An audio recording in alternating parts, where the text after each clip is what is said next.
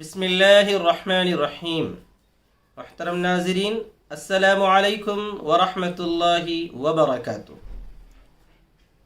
روزے کے مسائل کے سلسلے میں آج کا یہ درس، اس میں چند روزے کے مسائل آپ کی خدمت میں رکھے جائیں گے۔ مقصد یہی ہے کہ ہم تمام کے روزے صحیح انداز میں ادا ہو جائیں اور ہم سے کوئی غلطی نہ ہو۔ اس سلسلے میں سب سے پہلا مسئلہ یہ ہے کہ اکثر طلبہ اور طالبات یہ سوال کرتے ہیں کہ امتحان کی وجہ سے روزہ نہ رکھنا یا امتحان گاہ پہنچ کر امتحان کے دوران روزہ توڑ دینا کیسا ہے۔ مسئلہ یہ ہے کہ امتحان کوئی ایسا بڑا عذر نہیں ہے جس کی وجہ سے روزہ چھوڑنے کی ہم کو اجازت ہو۔ ضرور روزہ رکھیں اور روزہ رکھ کر ہی امتحان گاہ پہنچیں، چاہے امتحان ہو، انٹرویو ہو، جب تک کہ کوئی سفر شرعی درپیش نہ ہو اس وقت تک ہم ایسے چھوٹے موٹے عذروں کی وجہ سے روزہ چھوڑ نہیں سکتے۔ لہذا ایام امتحان میں بھی روزہ رکھنا فرض ہے، اور اگر کسی نے روزہ رکھا اور روزہ رکھ کر جان بوجھ کر بغیر کسی شرعی عذر کے، یعنی بیماری کے یا کسی سفر وغیرہ کے درپیش ہوئے بغیر اگر اس نے عمدن روزہ توڑ دیا تو پھر قضا بھی لازم ہوگی اور کفارہ بھی لازم ہوگا۔ کفارے کی تفصیلات انشاءاللہ بعد میں پیش کی جائیں گی۔ تو خلاصہ یہ ہے کہ امتحان کی بنا پر روزہ چھوڑنے کی اجازت نہیں ہے، اسی طرح روزہ توڑنے کی بھی کوئی گنجائش نہیں ہے۔ دوسرا مسئلہ ہے جس کا تعلق حرف تہجی الف سے ہے، انجیکشن لینا۔ روزے کے دوران کوئی بھی انجیکشن لینے سے روزہ نہیں ٹوٹے گا، چاہے وہ انجیکشن گوشت میں دیا جاتا ہو، جیسا کہ کسی نے ٹی لے لی، یا اسی طرح اور بھی کوئی دوسرا انجیکشن ہو، یا بعض انجیکشن ایسے ہوتے ہیں جنہیں رگوں میں دیا جاتا ہے، تو اس انجیکشن سے بھی روزہ نہیں ٹوٹتا۔ روزہ ٹوٹنے کی جو وجہ ہے وہ یہی ہے کہ عام طور پر غذا جو ہمارے پیٹ میں پہنچتی ہے منہ کے ذریعے، یا اسی طرح کوئی بھی دوا وغیرہ بالراست دماغ میں پہنچتی ہو جیسے ناک کے ذریعے، اگر ایسا کچھ ہوا تو اس سے روزہ ٹوٹتا ہے، چونکہ انجیکشن میں نہ جو ہے دوا گوشت کے ذریعے بالراست یا ڈائریکٹ پیٹ میں جاتی ہے، معدے میں جاتی ہے، نہ اسی طرح رگوں کے ذریعے ڈائریکٹ معدے میں دوا پہنچتی ہے۔ اسی وجہ سے انجیکشن سے روزہ نہیں ٹوٹتا ہے۔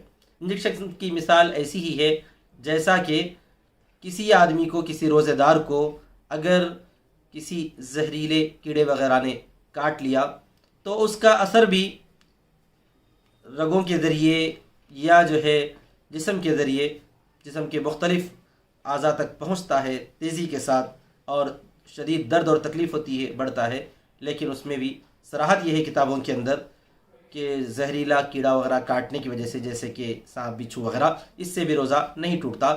تو انجیکشن بھی ایک ایسی ہی مثال ہے۔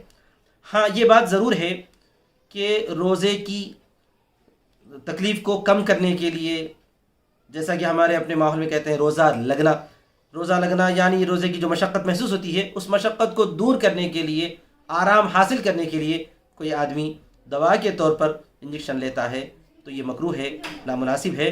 ضرورتاً اچانک بیمار ہو گیا، اچانک بخار آ گیا، کچھ ایسا ہو گیا اور ڈاکٹر نے تجویز کر دی کہ چونکہ دوا آپ کھا نہیں سکتے، روزے کی حالت میں ہے، لہذا انجیکشن لے لو، اور انجیکشن لے لیا تو اس سے روزہ نہیں ٹوٹے گا۔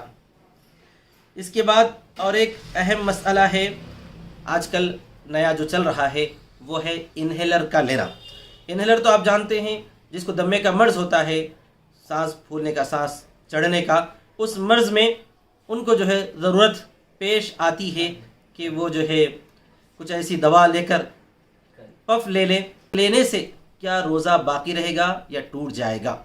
قدیم کتابوں وغیرہ میں صراحت کے ساتھ تو یہی لکھا ہوا ہے کہ انہیلر چونکہ ایک لیکوڈ ہے، اس کے اندر پانی ہوتا ہے، اس پانی کو جو ہے منہ میں رکھ کر اس کو دبایا جاتا ہے تو ہوا بن کر جو ہے وہ حلق کے ذریعے پیٹ میں داخل ہوتا ہے۔ تو اکثر فقہا قدیم کتابوں کے اندر تو یہی مسئلہ ہم کو ملتا ہے، یہی لکھے ہیں کہ انہیلر لینے سے روزہ ٹوٹ جائے گا۔ اس بارے میں مزید تحقیقات جاری ہیں، موجودہ دور میں مختلف فقہا نے اس پر تحقیقات کی ہے۔ دور جدید کے بہت بڑے عالم دین مولانا خالد سیف اللہ رحمانی نے انہیلر کے بارے میں صراحت کرتے ہوئے یہ لکھا ہے کہ جہاں تک ممکن ہو سکے اگر کوئی آدمی دن کے وقت یعنی روزے کے وقت جو ہے انہیلر نہ لے اور روزے کو اسی انداز میں گزار دے، پھر اس کے بعد اگر وہ برداشت کر سکتا ہے تو اسی حالت میں روزے سے رہے۔ لیکن اگر کوئی ایسا ہو کہ جس کو انہیلر لینا لازمی اور ضروری ہو جائے تو اس کے لیے یہ بیان کیا ہے مولانا خالد سیف اللہ رحمانی صاحب نے کہ اسے چاہیے کہ وہ انہیلر لے لے اور روزہ بھی رکھے اور ساتھ میں فدیہ بھی ادا کرے، کیونکہ جو مسائل ایسے ہوتے ہیں جس میں اختلاف رائے ہوتا ہے یا مختلف فقہا کی آراء الگ الگ ہوتی ہیں، تو ایسے مسائل کے بارے میں احتیاط پر عمل کرنا کہا جاتا ہے۔ تو انہیلر کے بارے میں میری بھی یہی رائے ہے کہ جو احباب انہیلر کے لیے مجبور ہیں اور ان کو انہیلر لینا لازمی اور ضروری سمجھا جاتا ہو تو وہ روزہ بھی رکھ لیں، روزے کی حالت میں انہیلر بھی لے لیں اور فدیہ بھی ادا کریں تاکہ جو ہے احتیاط پر عمل ہو جائے۔ تو میرے بھائیوں، یہ چند مسائل تھے آج آپ کی خدمت میں رکھے گئے ہیں۔ اگر آپ لوگوں کی کچھ سوالات وغیرہ ہوں تو انفرادی طور پر مجھ سے رابطہ کر سکتے ہیں۔ مزید جو ہے کچھ باتیں آپ کی خدمت میں رکھی جائیں گی اور یہ سلسلہ اسی طرح پر روزانہ رکھا جائے گا، باقی رکھا جائے گا۔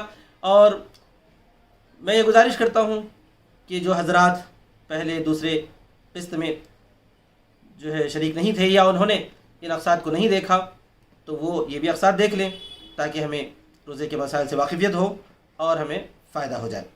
اللہ تبارک و تعالی ہم سب کے روزوں کو محفوظ فرمائے اور صحیح انداز میں روزہ رکھنے کی ہم سب کو توفیق عطا فرمائے۔ وآخر دعوانا ان الحمد للہ رب العالمین۔ والسلام علیکم ورحمۃ اللہ وبرکاتہ۔